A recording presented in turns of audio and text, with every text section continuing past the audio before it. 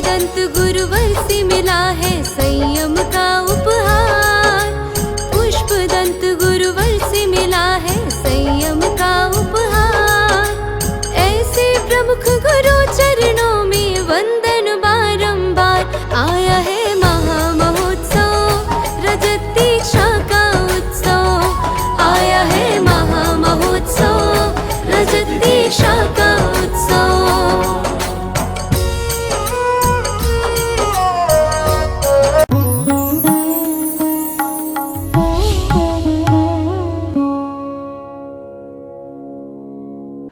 संत लाल जी ने जो विधान लिखा, बहुत अच्छे विद्वान रहे होंगे, विधान तो अब बहुत लिख रहे हैं, जिसको मन में आता है वही विधान लिखना शुरू कर देता है।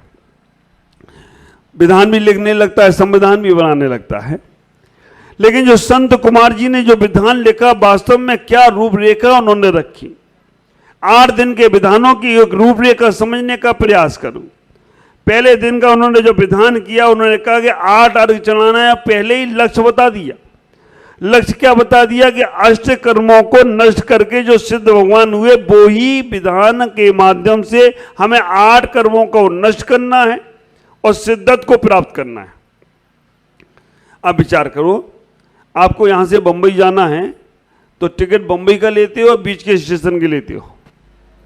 बंबई का ना, लक्ष्य पहले बनाते हो। तो उन्होंने पहले ही लक्ष्य बना दिया कि सीधे सीधे सिद्धालय जाना है, और सिद्धालय जाने के लिए 8 कर्मों को नष्ट नहीं करोगे तब तक तुम सिद्धालय जा नहीं सकते हो। दूसरे भले की पूजा में 16 अर्घ चढ़ाए, और उन्होंने कहा जब सिद्धालय जाओगे तो वहां सिद्धत अवस्था में क्या क्या तुम्हें मिलने वाला है। आप सिद्धालय जाओगे तो वहां पे अमृतत्व, अचलत्व आदि आदि 16 गुणों की प्राप्ति होगी। ये भी बता दिया, क्योंकि हम बनिया लोग हैं ना भाई, सिद्ध जाएंगे वहां मिलेगा क्या, है ना? पूजा करेंगे तो मिलेगा क्या? हमारे अंदर जो स्वार्थ रहता है ना, हम स्वार्थ के कारण से आचार्यों ने, ज्ञानी मनीषों ने भी कहा कि चलो भाई तुम्हें वहां का बता भी देता हूं। अगर तुमने सिद्धत को पा लिया, 8 कर्मों को नाश किया, तो केवल ज्ञान, केवल दर्शन, अनंत शोक, अनंत वीर, सूक्ष्मत्वाद, अव्ययवाद, अगुरु लगत्व, ये ऐसे गुणों की प्राप्ति होगी, 16 गुणों की प्राप्ति होगी, ऐसा उन्होंने कहने का प्रयास किया। तीसरी बले की पूजा हुई। तीसरी बले की पूजा में जब हम 32 अर्घों को चढ़ाने का प्रयास कर रहे हैं, 32 अर्घों को चढ़ाते समय उन्होंने कह दिया कि तुम्हें सिद्धों के चेतनत्व, शुद्ध ज्ञानत्व की प्राप्ति होगी। और वो 32 अर्घ चढ़ाकर हम उस सिद्धत को पाने के बाद, उस चेतनत को पाने के बाद हमें और कुछ पाने की जरूरत ही नहीं रहेगी। ख्याल करना, एक एक क्रम को समझने का प्रयास करो। 8 बले की पूजा में 8 चीजें यहां बताने का प्रयास कर रहे हैं, और 8 बले की पूजा में 8 चीजों के माध्यम से यहां पर कह रहे हैं कि जब तीसरे बले की पूजा की तो शुद्ध स्वरूप के हमने 32 अर्घ यहां चढ़ाए। चौथे बले की पूजा में कहा कि तुमने सिद्धों की आराधना कर ली, सिद्धों का लक्ष्य बना लिया, सिद्धों की जानकारी कर ली, सिद्धों के स्वरूप का चिंतन कर लिया, लेकिन वो सिद्धत को पाओगे कैसे? तो उन्होंने कहा 64 अर्घ चढ़ाओ 64 रिद्धिधारी मुनिराज बनने के लिए। जब तक तुम्हें 64 अर्घ नहीं चढ़ाओगे तब तक 64 रिद्धिधारी मुनिराज बन नहीं सकते हो, और 64वीं रिद्धि प्राप्त नहीं होगी तो निर्वाण प्राप्त नहीं होगा। चौथे बले में हमने 64 अर्घ 64 रिद्धिधारी मुनिराजों को चढ़ा दिए कि भगवान मुझे भी ऐसा अर्घ, ऐसा हमें रिद्धि की प्राप्ति हो। 5वीं बला में उन्होंने कहा कोई बात नहीं, तुमने अर्घ चढ़ाए ना, 64 रिद्धि को प्राप्त करने के लिए अर्घ चढ़ाए है, तो 5वीं बले में उन्होंने कह दिया कि पाप आने के द्वार 108 हैं, है ना? देखो पूरा विधान आज ही करा दे रहा हूं मैं। पाप आने के द्वार 108 हैं। इन पाप आने के 108 द्वारों को जब तक बंद नहीं करोगे, एक भी रिद्धि तो छोड़ो, सिद्धि भी नहीं मिलने वाली है। 108 पाप आने के द्वारों को बंद करने के लिए हमने वहां पर 20 सिद्धों की आराधना करने के लिए 5वीं बले में 128 अर्घ चढ़ाए। 6वीं बले का जब वर्णन आया उन्होंने कहा चलो रिद्धियां तुम्हें प्राप्त हो गई हैं तो अब तुम्हारे कर्म नाश होंगे। छठवीं भले में उन्होंने कहा कि अब तुमने रिद्धियां प्राप्त कर ली है तो 148 कर्म ध्यान विधान हो गया। 148 कर्मों को नाश करने की प्रावधान व्यवस्था छठवें भले की पूजा में दे दी। क्रम देखो, पहले 8 कर्मों को उन्होंने बता दिया, अब 8 कर्म कौन से थे उन्होंने कहा छठवें में बताऊंगा मैं। दूसरे नंबर में बता दिया कि 8 कर्मों को नाश करोगे तो सिद्धत को पाओगे, वहां पर तुम्हें क्या क्या वैभव मिलेगा। तीसरे में कह दिया कि वहां का वैभव मिले या ना मिले, लेकिन चेतनत आदि गुण तुम्हें प्राप्त हो गए हैं तो तुम्हारे ही, लेकिन भूले बैठे हो। जो तुम्हारी वस्तु है उस पर तुम्हारा कोई भी रुझान नहीं है, और जो पराई वस्तु है उस पर तुम इतने मचलते हो। हाँ, शमशान किसकी अमानत, ये शरीर किसकी अमानत है? शमशान की है, वहीं जाके खत्म हो जाएगा। आप विचार करके रखना, माँ बाप, परिवार, घर, मकान, दुकान, ये सब पर अमानत है। हमारे आचार समाचार ग्रंथ में कहते हैं पर समय और स्व समय। पर समय का मतलब है जितना तुम राग द्वेष पुद्गल में लगे हो सब पर समय का है, और जो तुम्हें स्व समय है, ज्ञान दर्शन चारित, ये तुम्हारा स्व समय है। पर वस्तु क्या है? जितना तुम्हारा शरीर आदि ये सब पर वस्तु है। स्व वस्तु क्या है? जो ज्ञान दर्शन चारित, वो स्व वस्तु है। तो आचार्य ने कहा कि तुम्हें रिद्धियों की जानकारी हो गई है, 148 कर्मों को नाश करो। तो छठवीं पूजा में उन्होंने कर्मों को नाश करने की प्रावधान बताने का प्रयास किया। सातवीं पूजा में जब गए तो उन्होंने कहा अब तुम पंचपरमेष्ठी के बनने लायक हो गए हो। सातवीं पूजा में जब हमने प्रावधान किया, विचार किया, तो 5 परमेष्ठियों को अर्घ चढ़ा दिए, क्योंकि अब तुम साधु बन सकते हो। कर्मों को नाश करने की भावना ही साधु बनाने की प्रेरणा देती है। मोक्ष मार्ग की प्रथम सीढ़ी ख्याल करके रखना, 6 डालम में भी पढ़ते हो। तो जैसे कर्मों को नाश करने का भाव आया, रिद्धि को प्राप्त करने का भाव आया, जैसे ही तुम्हारे अंदर चेतनत को पाने का भाव आया, सिद्धों का वर्णन तुमने जाना, तो 8 कर्मों के नाश की व्यवस्था बन गई। सातवीं पूजा में हमने पंच परमेष्ठी को अर्घ चढ़ाए, और अब 8वीं पूजा चल रही है। 8वीं पूजा में वो कहती हैं कि तुम्हारे अंदर भगवान के 1008 नाम है, सहस्त्र नामों को अर्घ चढ़ा रहे हो। 1008 गुण हैं भगवान के पास। आप विचार करके रखना, भगवान जो हैं, तीर्थंकर जो हैं, उनके नाम के आगे कितना लगाते हो? 1008। मुनिराज आचार्य उपाध्याय के नाम के आगे कितना लगाते हो? 108।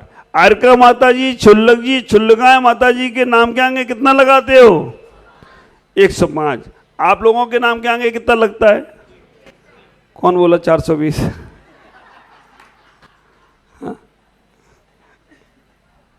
नहीं, ऐसा नहीं है। अब आप लोग यहाँ पे आ गए तो 100 तो लगाया करो कम से कम। क्यों भागचंद जी? श्री लगाए केवल नहीं, हम लोग यहाँ पे 108, 1008, 105, तो आप अपने नाम के आगे 100 तो लगाओ कम से कम। हाँ, सौभाग्यशाली हो तो 100 लगाना पड़ता है। आप विचार करना, जो पूजा कर रहे हैं, जो जैन धर्म के समझ रहे हैं, जो जैन कुल को समझ रहे हैं, और जो साधु के सानिध्य में पहुंच गए, वो सब सौभाग्यशाली है। और सौभाग्यशाली के नाम के आगे 100 लिखा जाए तो कोई आश्चर्य की बात हो? तो आज से अपना नाम लिखना, 100 रमेश कुमार जी है ना? विश्वास नहीं होता, सौभाग्य तो लिखोगे ना, 100 तो 100 लिख देना, सौभाग्य। भागचंद जी बैठे यहाँ पर तो हो जाएगा सौभाग्य। सौभाग्य ख्याल करो, तुम्हारे नाम के आगे एक भी नहीं लग पाता है, क्योंकि तुमने ऐसे काम ही नहीं किए। एकत्व को जानने का प्रयास करो। भगवान के 1008 नाम हैं, इसीलिए भगवान के 5 चीजें समझना। भगवान को 1008 कलशों से स्नान कराया जाता है। भगवान के 1008 नामों से स्तुति होती है। सौद्रमिंद जब भगवान को देखने के लिए जा रहा है तो 1008 नेत्र बना रहा है। भगवान का जो चिन्ह रखा जाता है, तो आप विचार करना, भगवान का चिन्ह जो रखा जा रहा है, वो चिन्ह बहुत से लोगों की धारणा होती है कि पूर्व जन्म में वो रहे होंगे, तो वही चिन्ह रख नहीं। भगवान के शरीर में 1008 लक्षण हैं। दाहिने पैर के अंगूठे में जो चिन्ह होता है, जो सिंबल होता है, वो ही भगवान का चिन्ह रखा जाता है। कितने कारण हो गए? 1000 नाम, 8 नामों से स्तुति हो रही है।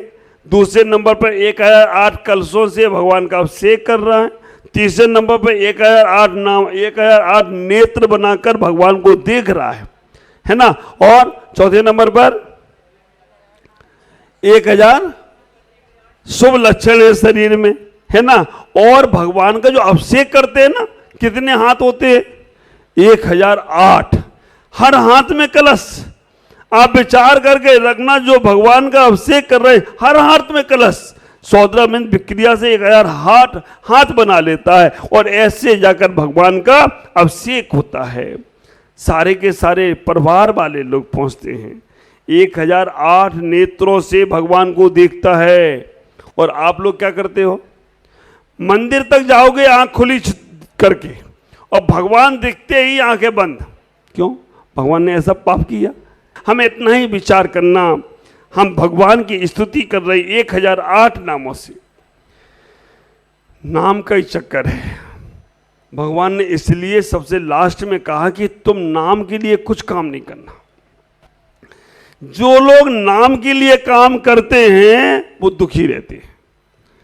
नाम के लिए काम मत करो, काम ऐसा करो नाम अपने आप होता चला जाए, तो कोई आश्चर्य की बात नहीं है। आप विचार करना, जब ये विधान की शुरुआत हो रही थी, रमेश जी झोला लेके टांगे इधर उधर, क्या करूं महाराज, क्या करूं महाराज, कहीं कोई दिखता ही नहीं है। पर एक ही दिन थोड़ा सा अच्छा सा मैंने इनसे बात करी, ज्यादा बात नहीं करी। एक ही दिन थोड़ा सा मैंने क्या दिक्कत आ रही है मेरे को बताने का प्रयास करूं। और आप विचार करना, वो एक दिन थोड़ी सी बात हुई, उसके बाद बल्ले बल्ले हो रहा हो, तो कोई आश्चर्य की बात नहीं है। नाम के लिए काम नहीं किया, काम ऐसा किया कि आज एक अष्टांग का विधान मेरे पास बताया था कि महाराज मंदिर में हमेशा सिद्ध चक्र महामंडल विधान होता है, तो रमेश भाई और दिनेश भाई देखते हैं। दिनेश भाई तो हमें नहीं दिखे, भोजनशाला में थे क्या? रवि भाई मालूम नहीं। तो विचार करके रखना। लेकिन रमेश भाई ने पूरा संभाल कर, उनके साथ पूरी टीम जो उन्होंने जोड़ी, उन्होंने संभाल कर इसको बहुत अच्छे से विधान को किया है। मैं आपसे इतना ही कहना चाहूँगा, नाम के लिए कभी काम मत करना। काम ऐसा करना कि नाम अपने आप होता चला जाए, तो कोई आश्चर्य की बात नहीं होगी। घर में रहो, परिवार में रहो, समाज में रहो, देश में रहो, जब तक तुम्हारे मन में नाम की चाह है ना, तब तक उस काम में तुम जुड़ नहीं पाओगे। क्योंकि आप देखोगे मेरा नाम बुला कि नहीं बुला, मेरा नाम आया कि नहीं आया, और नाम नहीं आया तो अच्छा काम भी छोड़कर घर बैठ जाओगे। आप सेवा करो निस्वार्थ भावना से। मैंने एक दिन बोला था, निस्वार्थ, स्वार्थ और परमार्थ छोड़कर निस्वार्थ भावनाओं से जो कार्य किए जाते हैं। आज आप लोग मेरे पास आते हो, अगर मैं आपसे स्वार्थ रखूं ना, तो आप विचार करके रखना, मेरा पूरा ध्यान उस स्वार्थ तक ही रहेगा कि मेरा स्वार्थ सद जाए, पर और कुछ नहीं। मतलब ख्याल करना, अगर आप मेरे पास आते हो कोई स्वार्थ लेकर, तो आपका पूरा ध्यान यही रहेगा कि महाराज जी से मेरा एक काम हो जाए, बस, और कोई मतलब नहीं। स्वार्थ रहित होकर हम कहीं भी ऐसा भाव ना रखें। हमें इतना ही भक्ति करते चले जाओ, सेवा करते चले जाओ, जरूर सेवा का फल मिलेगा ही मिलेगा। सेवा का फल मेवा मिलने वाली है। अब आप विचार करके रखना, भागचंद जी ने हमारे दादा गुरु के चरण अपने घर में विराजमान कर रहे हैं। मैं तो आश्चर्य हुआ कि हम ये सोच रहे थे कि दादा गुरु विमल सागर जी महाराज को कलकत्ता में कोई जानता भी है कि नहीं जानता है। हमारे गुरुदेव तो पुष्पन सागर जी आए थे और हम भी आए थे, हमें तो जानते हैं। दादा गुरु को जानते हैं कि नहीं जानते हैं? देखो उनका बहुत सुंदर कॉइन भी बना के लाए हैं विमल सागर जी का। तो मुझे यही लग रहा था कि कैसे होगा, लेकिन मुझे लगता है हमारे दादा गुरु का, आधा कलकत्ता का दादा गुरु विमल सागर का हो तो कोई आश्चर्य की बात नहीं है। क्योंकि अभी हमारे दादा गुरु के ही हमारे आचार्य पट्टाचार्य चैत सागर जी महाराज नवंबर में कोसमा, जहां मेरे दादा गुरु विमल सागर जी का जन्म हुआ है। हमें तो ये खुशी है कि हमारे दादा गुरु के नगर के पास ही मुझे भी जन्म लेने का सौभाग्य मिला। केवल 100 किलोमीटर, कोसमा और इटावा कोई दूर नहीं है। हमारे आदि सागर जी महाराज तो हमारे महाराष्ट्र में गए हैं, लेकिन महावीर कीर्ति जी महाराज फिरोजाबाद की, तपस्वी सन्मति सागर जी महाराज फफोदू के और बिमल सागर जी महाराज कोसमा के, और उन सबके बीच में मेरा इटावा में जन्म, सब पास पास में हैं, 50-100 किलोमीटर में सारे के सारी जगह हैं। ख्याल करो, मुझे तो लगता है कि शायद वहाँ पर ऐसी रतन जन्मती होंगी, इसलिए सब एक साथ ही जन्मे हैं। इतना ही विचार करना।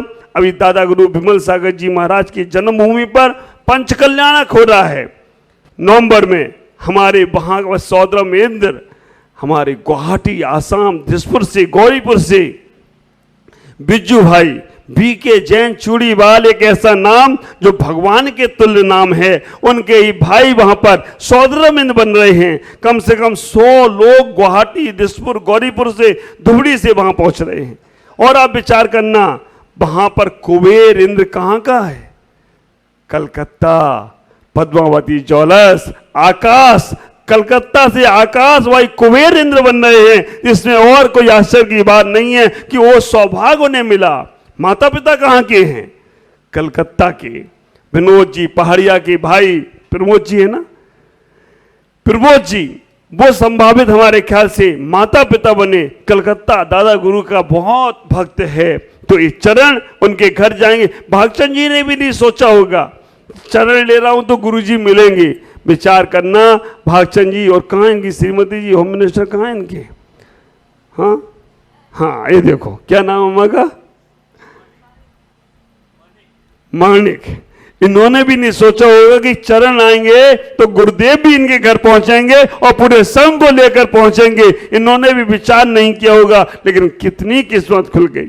आज गुरुदेव, आज आचार्य श्री की कृपा से इनके घर में चरण की स्थापना जब भी होगी पहुंचेंगे। मैं आपसे इतना ही कहूंगा, इनने नाम के लिए काम नहीं किया, काम ऐसा किया कि नाम अपने आप होता जा रहा है। आज आपसे भी कह रहा हूं, सहस्त्र नाम की अर्घ चढ़ा रहे हो तो इतनी भावना रखना, हे भगवान मैं अपने जीवन में नाम के लिए काम नहीं करूंगा। हम काम हमेशा ऐसे करते रहेंगे जिससे अपने आप हमारा पुण्य बढ़ता रहे। देखो, जहां तुमने नाम की चाह रखी, नाम के लिए चाह मत करो। नाम तुम्हारा हो तो मना भी मत करो। अगर कोई तुम्हारा 4 बार नाम बोल रहा है तो मना मत करो, क्योंकि पुण्यशाली के नाम से और भी पुण्यशालियों को पुण्य करने का सौभाग्य मिलता है। मैं आपसे इतना ही कहूंगा, ऐसे दिल अच्छे रखो, मन अच्छे रखो, सारे काम तुम्हारे फतेह होंगे। ओम नमः जय गुरुदेव।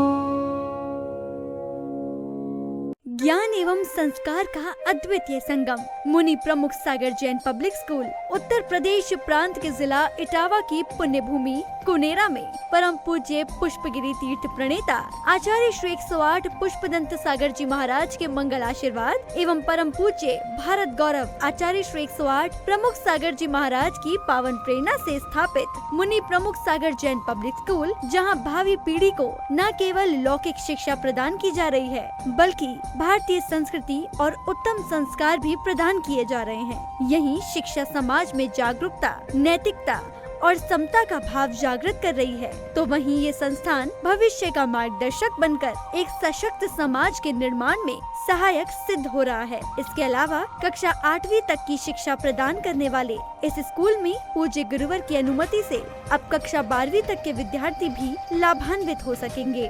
अब ये विद्यालय कक्षा 8वीं से 12वीं तक प्रारंभ होने जा रहा है, अतः निर्माण कार्य के शीघ्र आरंभ हेतु सधर्मी बंधुजन अपना अपना धर्म योगदान देकर इस पुण्य कार्य में सहभागी बने और अनंत कालीन धर्म लाभ अर्जित करें। अधिक जानकारी एवं सहयोग हेतु संपर्क करें छुलक Shri Paramanand Sagar ji, Anand Baba, Shri Chhavi Sethi, Dimapur, mobile number 9436003664, Shri Rajesh Elani, Dimapur, mobile number 9346666666, Sangeeta Jain, Etawah, mobile number 9897795058, Shri Mithun Jain, Etawah, mobile number 7300726318 एवं 9411989700।